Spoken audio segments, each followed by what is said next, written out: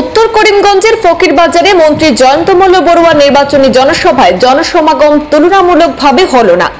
যদিও জেলার বিভিন্ন প্রান্তে নির্বাচনী প্রচারে ঝড় তুলেছে বিজেপি, কিন্তু লক্ষণীয়ভাবে মঙ্গলবার উত্তর করিমগঞ্জের ফকিরবাজারে মন্ত্রী জয়ন্ত মল্ল বড়ুয়ার নির্বাচনী সভা অনেকটাই ফাঁকা বলা যায়। আমি অত কষ্ট দিব না, কাজ আছে 26 তারিখে, কাজ আছে সবাই। 26 তারিখের মেন কাজের জন্য আমি বলবো, বেশি বলবো না। আপনার সবাইকে ধন্যবাদ জানাইছি।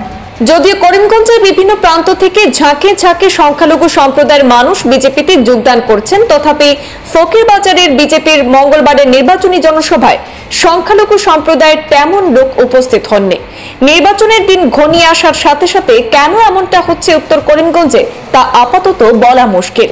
তবে উক্ত সভায় প্রাসঙ্গিক বক্তব্যে মন্ত্রী জয়ন্ত মল্ল বড়ুয়া কেন্দ্র রাজ্য সরকারের ভূয়সী প্রশংসা করে বিজেপির প্রার্থী কৃপানাথ মালাকে বিপুল ভোটে জয়লাভ করবেন বলে দৃঢ় প্রত্যয় ব্যক্ত করেন।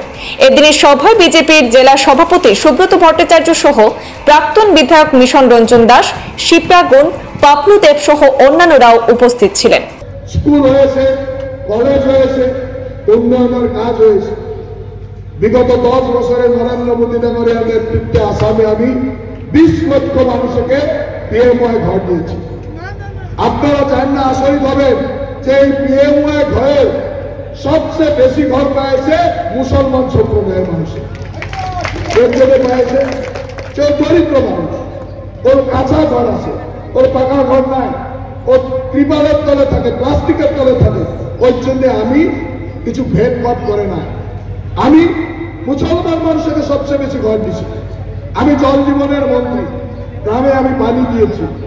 এই গ্রামে পানি দেওয়ার সময় আমি কি দেখছি নাকি যে এটা হিন্দু মানুষের ঘরে এখানে পানি দাও, এখানে মুসলমান মানুষের ঘরে পানি দিবা না, এটা হিন্দুর এইটা ঘরে পানি দাও, এরকম কি আমি পানি দেই? আমি তো যে জায়গায় পানি দেই, হিন্দু হোক মুসলমান হোক সবাই তো পানি দেয়।